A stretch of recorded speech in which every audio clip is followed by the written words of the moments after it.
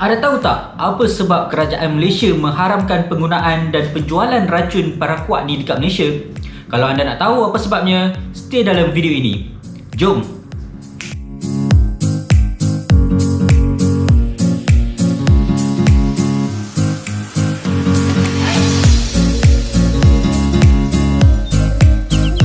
Hai, Assalamualaikum warahmatullahi wabarakatuh dan salam sejahtera. Welcome back to my channel. Selamat datang sekali lagi dalam channel Ihin Agro. Dan hari ini saya nak sembang benda-benda santai je. Sebab lama dah tak buat video, asyik buat video outdoor je. Sebab video outdoor ni susah sikit nak buat. So Alhamdulillah ada tempat baru, kita boleh sembang-sembang yang simple-simple je. So hari ni kita nak sembang pasal satu topik, kenapa kerajaan mengharamkan penggunaan paraquat ni dekat Malaysia. Okey, sebenarnya untuk pengetahuan korang semua, racun paraquat ni dah diharamkan dekat banyak dah negara dekat dunia ni. Eropah saja dah 28 negara yang mengharamkan, dan negara ASEAN pun dah ada 3 dah, macam Cambodia dah mengharamkan racun paraquat ni. Dan dekat negara lain pun macam Indonesia, Brunei dan Singapura, dia tak mengharamkan tapi memperketatkan penggunaan racun paraquat ni. Dan banyak lagi negara lah yang telah mengharamkan penggunaan racun kimia. Dan kalau tak haram pun, dia mengawal aktiviti penyemburan paraquat ni dan juga mengawal penjualan racun paraquat ni lah. Sebelum kita pergi dengan lebih lanjut, kita kenal dululah racun paraquat ni apa. Okey, racun paraquat ni adalah racun rumpai lah untuk membunuh rumpai-rumpai. Rumpai ni macam mana? Rumpai ni senang kata, kalau orang kampung kata racun rumput lah. So rumput ni dia ada racun dia tersendiri, serangga racun dia tersendiri dan juga kulat racun dia tersendiri. So racun paraquat ni adalah dikategorikan sebagai racun rumpai lah. Okey, so racun rumpai ni terbahagi kepada 2 jenis, iaitu racun sistemik dan juga racun sentuh, racun serak dan racun sentuh lah. So racun paraquat ni adalah di kalangan racun sentuh. So sentuh ni macam mana? Sentuh ni dia tak serak lah. Tak. Sebenarnya racun sentuh ni adalah racun yang bila kena je dia akan bertindak balas terus. So macam kita sembuh racun ni pagi, petang ni ataupun esok dah nampak dah kesan dia. Itulah kelebihan racun sentuh ni. Tapi racun sentuh ni dia tak kekal lama sangat macam racun serak. Racun serak ni dia serak dan dia rosakkan pokok tu lama. Dia rosakkan sistem pokok tu. Kalau racun yang jenis sentuh ni kadang-kadang dia rosakkan luar sahaja tapi dalam masih berfungsi.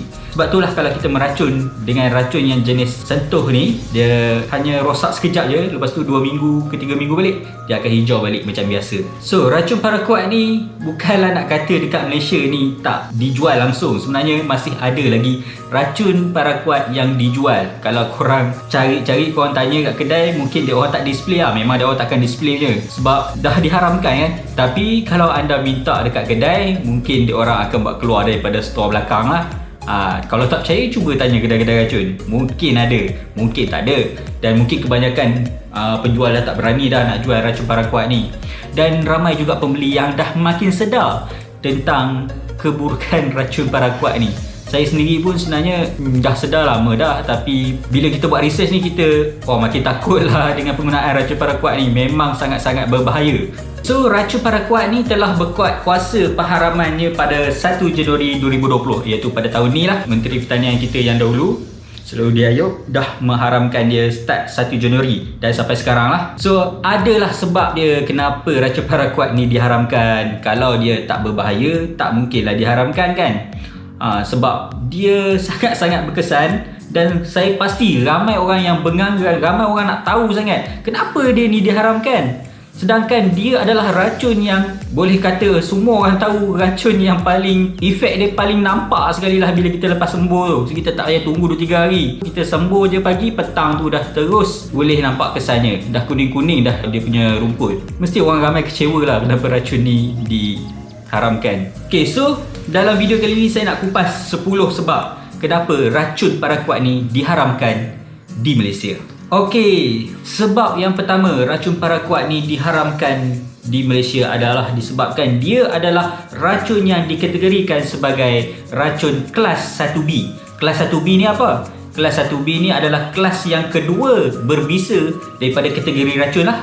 So kita dalam kategori racun kita ada kategori 1A, 1B, kelas 2, kelas 3 dan kelas 4. So ada 5 kelas dan kelas 1A ni memang paling bahaya lah. Kelas 1B ni yang kedua berbahaya. Tapi dia kelas 1. Kelas 1 ni adalah kelas yang boleh membawa maut. Dan kelas 1B ni pula dikodkan dengan color merah lah. So kalau tudung dia color merah, so dia adalah racun yang boleh membawa maut, racun kelas 1B. Dan racun ni selalunya dilabel untuk dijauhkan daripada kanak-kanak dan juga makanan lah. Kalau kita dekatkan tu, mungkin kalau kata ada terpercik ke apa ke, memang silap besar lah geng. Okey, sebab yang kedua kenapa racun paraquat ni diharamkan dekat Malaysia adalah sebab dia sangat-sangatlah mudah meresap melalui kulit.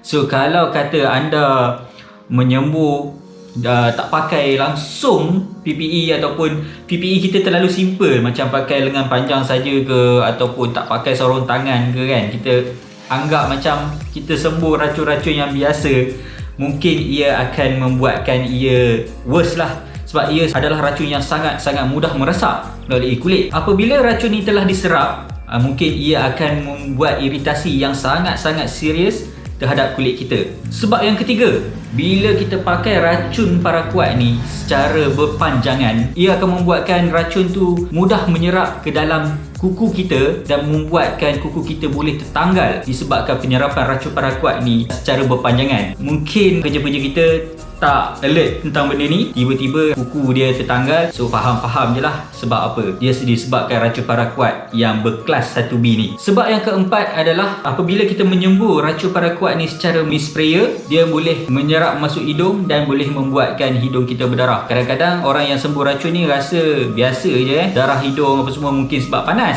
Tapi sebenarnya dia mungkin disebabkan oleh racun paraquat ini. Bila dah darah hidung ni, mungkin dah kena pergi jumpa doktor lah. Sebab yang kelima, bila kita pakai racun paraquat ni dalam keadaan yang lama, mungkin kita dah 5 tahun ataupun dah 2 tahun dah asyik sembuh racun paraquat ni je, asal kena sembuh paraquat je kita, asal kena sembuh paraquat je kita, dia boleh akan menyebabkan penyakit yang macam-macam je, macam kerosakan buah pinggang, kerosakan hati, boleh menjadi sesak nafas, lepas tu tekanan darah kita tinggi dan macam-macam lagi. Ini menunjukkan racun paraquat ni sangat-sangat berbahaya kepada pengguna dia. Mungkin bukan saja pada pengguna, tapi kepada orang lain yang terkena wap dia daripada jauh. Kalau orang macam dekat bendang ni, orang sembuh dekat bendang depan rumah, mungkin kita boleh hidu lagi bau racun yang ada tu, walaupun dia bukan racun paraquat. Dan mungkin juga dia orang sembuh racun paraquat, kita tak tahu bau dia macam mana. Ini mungkin membahayakan lah, lebih-lebih lagi pada kanak-kanak yang baru nak kenal erti dunia, kena terpaksa bau racun paraquat ni. Sebab yang keenam ni tak melibatkan kepada orang lah, dia melibatkan kepada tanah. Sebab racun paraquat ni amat mudah dia terikat dengan tanah. So bila dia terikat dengan tanah, dia akan merosakkan tanah dan juga merosakkan sistem akuatik. Kenapa dia boleh merosakkan sistem akuatik? So bila hujan akan jatuh ke tanah dan akan membawa sekali sisa-sisa racun yang terikat dalam tanah tu, membawa kepada sungai dan laut. So ia akan merosakkan kehidupan akuatik, mungkin boleh membunuh ataupun mungkin boleh mencipta satu mutan yang berbahaya disebabkan racun paraquat ni lah. Apa kesan kalau hidupan akuatik ni mati dibunuh oleh racun paraquat ni? Ia akan menyebabkan ekosistem kita tidak sempurna lah.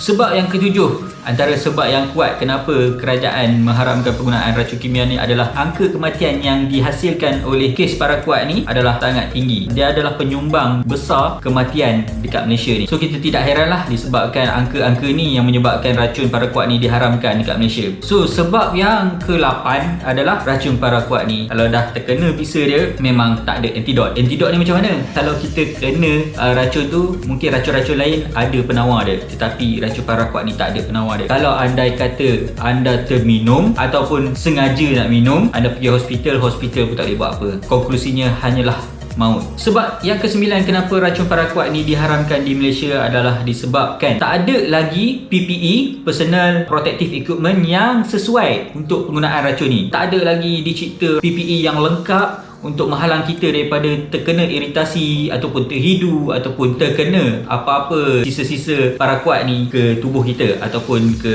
benda lain lah. Sebab yang ke-10 adalah negara kita masih belum ada lagi teknologi penyemburan yang boleh menjamin kita punya keselamatan semasa kita menyembuh racun paraquat ni. So apakah alternatif kepada racun paraquat ni? So kita boleh pakai banyak jenis racun-racun rumpai yang lain macam glyphosate, ammonium, glyfosinate, isopropyl ammonium, diuron dan sebagainya. So racun-racun ini lebih selamatlah digunakan pakai berbanding racun paraquat tu. Saya tak kata racun ni selamat, tetapi racun ni lebih selamat daripada racun paraquat tu. Kita boleh buat penyemburan dengan ada PPE yang lengkap yang mungkin lebih selamat. So itu sahaja untuk video kali ini. Semoga ia bermanfaat kepada anda. Kepada siapa yang masih menggunakan racun paraquat, mintalah sedar. Saya berharap video ini dapat memberi kesedaran kepada anda tentang bahayanya racun paraquat kepada kita dan kepada komuniti dan kepada masyarakat dan kepada keluarga kita dan juga kepada negara kita. Salam jumpa dalam video yang akan datang. Bye. Assalamualaikum warahmatullahi wabarakatuh. Jangan lupa subscribe dan share kepada kawan-kawan anda supaya kawan-kawan anda pun sedar tentang benda ni.